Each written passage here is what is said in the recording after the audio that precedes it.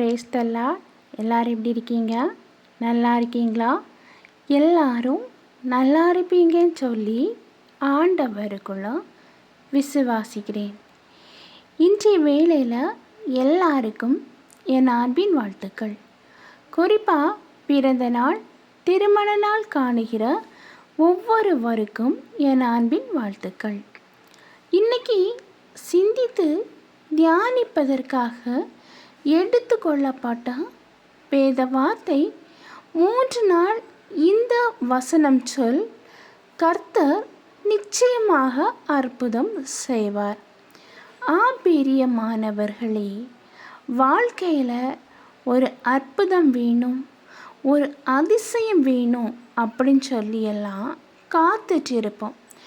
அந்த காத்திருப்பு ஒரு நாள் இல்லைங்க, 2 நாள் இல்லைங்க, ரொம்ப நாள், ரொம்ப வருஷக்கணக்கு ஆகும்போது மனசில் ஒரு சோர்வு, ஒரு விரக்தி, ஒரு பய உணர்வு இதெல்லாம் வருவதுண்டு. இப்படி ஏதோ ஒரு காரியங்கள் நம்ம வாழ்க்கையில் நடக்கணும், அதுவும் ஆண்டவர் மூலம் நம்ம வாழ்க்கையில் அற்புதம் நடக்கணும் அப்படின்னு சொல்லியெல்லாம் விரும்புகிறோம் இல்லையா? இப்படி விரும்புகிற நமக்கு ஆண்டவர் தருகின்ற அந்த அதிசயம் கிடைக்கணும்னா நம்ம சில செயல்கள், அதாவது நம்ம வசனங்களை சிந்தித்து தியானிக்கிறவங்களா இருக்கணும். அந்த ஆசீர்வாதத்துக்குரிய வசனங்கள் நமக்கானது. இந்த வசனம் எனக்காக சொல்லப்பட்ட வசனம். கண்டிப்பாக ஆண்டவர் என்னுடைய வாழ்க்கையில் அற்புதத்தை செய்வார், அதிசயத்தை செய்வார் அப்படிங்கிற அந்த விசுவாசம் நமக்குள்ள வேணும்.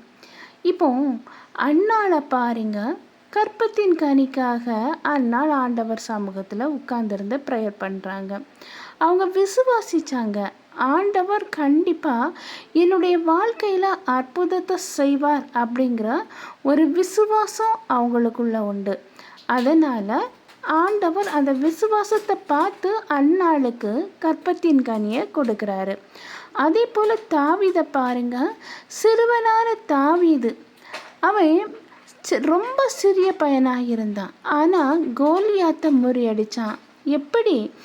என் கூட ஆண்டவர் இருக்கிறதுனால நான் எதுக்கும் பயப்பட மாட்டேன், ஆண்டவர் எனக்கு இந்த கோலியாத்தை முறியடிக்கக்கூடிய வல்லமையை ஆண்டவர் எனக்கு தருவார் அப்படிங்கிற அந்த விசுவாசம். அந்த கோலியாத்தை பார்த்து பெரிய பெரிய மனிதர்கள்லாம் பயப்பட்டாங்க, ஆனால் அந்த சிறுவனுக்கு மனசில் எந்த ஒரு பயமும் இல்லை. காரணம், ஆண்டவர் மீது ஒரு விசுவாசம். ஆண்டவர் மீது அளவு கடந்த விசுவாசம் நமக்குள்ளே இருக்கும்போது கண்டிப்பாக நம்ம கோலியாத்தை என்ன செய்வோம்?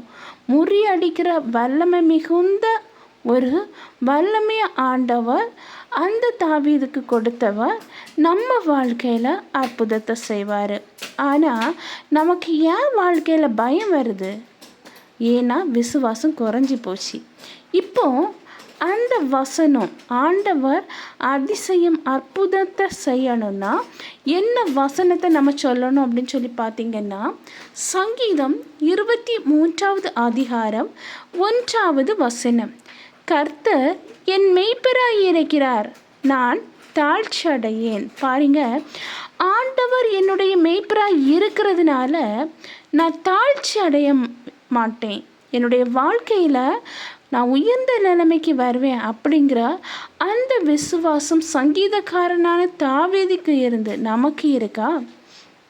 ஆண்டவர் என்னுடைய தேவனாக இருக்கிறாரு, என் வாழ்க்கையில் எவ்வளோ பிரச்சனை வந்தாலும் நான் தாழ்ச்சி அடைய மாட்டேன், எல்லா பிரச்சனையும் மேற்கொள்ளக்கூடிய அதிகாரத்தை வல்லமை ஆண்டவர் தருந்திருக்கிறாரு. அதனால் என் வாழ்க்கையில் இப்போ இருக்கிற சூழ்நிலை, இப்போ இருக்கிற அந்த கடன் பாரம், இப்போ இருக்கிற அந்த வியாதி என்ன முடங்கடிச்சிருமோ அப்படின்னு சொல்லி பயப்படுகிற ஒரு நிலைமையில், ஒரு சூழ்நிலையில் நான் இருந்துட்டு இருந்தாலும் கண்டிப்பாக என் தேவன் கர்த்தர் என்னை கைவிட மாட்டார். நான் அடுத்தவங்க மத்தியில் தாழ்ச்சி அடைய மாட்டேன். என் தலை நிமிரதான் ஆண்டவர் செய்வாரே தவிர என் தலையை குனிய ஆண்டவர் விடமாட்டார். அப்படிங்கிற ஒரு விசுவாசம், ஒரு நம்பிக்கை நமக்குள்ள இருக்கும்போது கண்டிப்பாக நம்ம வாழ்க்கையில் எந்த ஒரு பெரிய சூழ்நிலையாக இருந்தாலும் அந்த சூழ்நிலை நம்மளை மேற்கொள்ளாது. எந்த பெரிய சூழ்நிலையாக இருந்தாலும், பயப்படுகிற காரியம் நிறைஞ்ச ஒரு சூழ்நிலையாக இருந்தாலும், வேதனைக்கு உரிய ஒரு சூழ்நிலையாக இருந்தாலும் அந்த காரியத்தில் அற்புதம் நடக்கும். இப்போ சரி, இந்த வசனம் நம்ம ஜெபிக்கும்போது ஆண்டவர் அற்புதம் செய்வாருன்னு சொல்லியிருக்கீங்க. அப்போது இந்த வசனத்தை எப்படி ஜெபிக்கணும் அப்படிங்கிற ஒரு கொஸ்டின் உங்களுக்குள்ளே வரும்.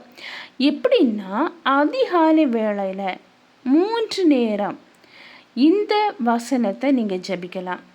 இல்லை அப்படின்னா 9 வேளைன்னு நீங்கள் ஜெபிக்கலாம். அதாவது அதிகாலை 9 நேரம் மனசில் ஒரு விசுவாசத்தோடு கூடி இந்த ஜெபத்தை நம்ம மேற்கொள்ளணும். அதே போல் நைட்டு தூங்குறதுக்கு முன்னாடியும் இந்த வசனம் உங்களுக்கு உரியது அப்படின்னு சொல்லி ஒரு விசுவாசத்தோட, ஒரு நம்பிக்கையோட நம்ம ஜெபம் பண்ணணும். இப்படி நீங்கள் காலையிலையும் மாலையிலையும் நைட்டும் 3 வேளை நீங்கள் ஜெபிக்கும்போது கண்டிப்பாக ஆண்டவர் உங்கள் வாழ்க்கையில் இந்த வசனத்தை உங்களுக்குரியது அப்படின்னு சொல்லி நீங்கள் விசுவாசத்தோட இந்த வசனங்களை சொல்லி நீங்கள் ஜெபிக்கும்போது உங்கள் வாழ்க்கையில் ஒரு அற்புதத்தை பார்க்கலாம். அதே போல் ஒரு சின்ன சாட்சி, ஆண்டவர் ஒரு பெண்ணின் வாழ்க்கையில் அழகாக ஒரு அற்புதத்தை செய்கிறாரு. மனசில் பாரம், கவலை, வேதனையோடு இருக்கிற ஒரு பெண்மணி, நானுடைய வாழ்க்கையில் இந்த மனபாரங்கள், கவலைகள் மாறணும் அப்படின்னு சொல்லி வெகு காலமாக ஆண்டவர் சமூகத்தில் என்ன செய்கிறா, ஜெபிக்கிறா. ஆனால் அவளுக்கு திடீரென இந்த வசனத்தை சொல்லி ஜெபிக்கணும் அப்படின்னு சொல்லி மனதில் ஏவப்படுது. அந்த வசனத்தை அவள் காலையில் 9 நேரமும் இரவு 9 நேரமும் மனசில் விசுவாசத்தோட சொல்லி ஜெபிக்க தொடங்குறா. நாட்கள் கடந்து போகுது. ஆனால் எந்த ஒரு முன்னேற்றமும் இருந்தது மாதிரி இல்லை. 7வது நாள் அவளுடைய வாழ்க்கையில் கர்த்தர் அற்புதத்தை செய்கிறாரு. அவளுடைய வாழ்க்கையில் ஒரு புதுவித ஒரு அற்புதம், அவள் எதிர்பார்க்காத அற்புதம் நடக்குது. அதிலிருந்தே அவளுடைய மனசு லேகுவாகுது, பய உணர்வு மாறுது. வாழ்க்கையில் இருக்கிற வருத்தங்கள், துன்பங்கள், துயரங்கள் எல்லாமே மறைஞ்சு போகுது. பிரியமானவர்களே, உங்கள் வாழ்க்கையிலையும் ஆண்டவர் நிச்சயமாக இந்த வசனங்களை நீங்கள் விசுவாசத்தோடு ஜெபிக்கும்போது ஆண்டவர் அற்புதம் செய்வார். இப்போ ஒரு சின்ன ப்ரேயர் பண்ணலாமா? அன்பின் பரலோக தந்தையே, அப்பா, இந்த அருமையான வேலைக்காக நன்றி ஆண்டவரே. எத்தனை பேருக்கும் கிடைக்காத நல்ல ஒரு தருணத்தை எங்களுக்கு தந்தீங்கப்பா. அந்த மேலான கிருபைக்காக நன்றியப்பா. இப்பொழுதும் ஆண்டவரே, என்னோடு கூட சேர்ந்து ஜெபிக்கிற ஒவ்வொருவரையும் கண்ணோக்கி பாருங்கப்பா. வாழ்க்கையில் இருக்கிற பிரச்சனைகளை முற்றிலுமாக மாற்றி போட வேண்டும் என்று ஜெபிக்கிறேன் ராஜா. அப்பா, அவங்க வாழ்க்கையில் ஒரு பெரிய அற்புதத்தை செய்ய போவதற்காக நன்றி ஆண்டவரே. விசுவாசித்தால் தேவனுடைய மகிமையை காண்பாய் என்று சொல்லியிருக்குது ஆண்டவரே. அவங்க விசுவாசத்தோடு ஜெபிக்கும்போது அவங்க வாழ்க்கையில் ஒரு பெரிய அற்புதத்தை செய்ய வேண்டும் என்று ஜெபிக்கிறேன். அதிசயத்தை செய்ய வேண்டும் என்று ஜெபிக்கிறேன்ப்பா. ஒவ்வொருவரையும் தாழ்த்தி உம்முடைய கரத்திலே ஒப்படைக்கிறேன். நீங்கள் பொறுப்படுத்தி வழி நடத்தி செல்லுங்க.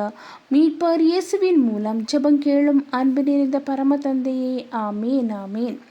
கர்த்தர் உங்கள் ஜெபத்தை கேட்டிருக்கிறாரு. கண்டிப்பாக ஆண்டவர் உங்கள் வாழ்க்கையில் பெரிய அற்புதத்தை செய்வார்.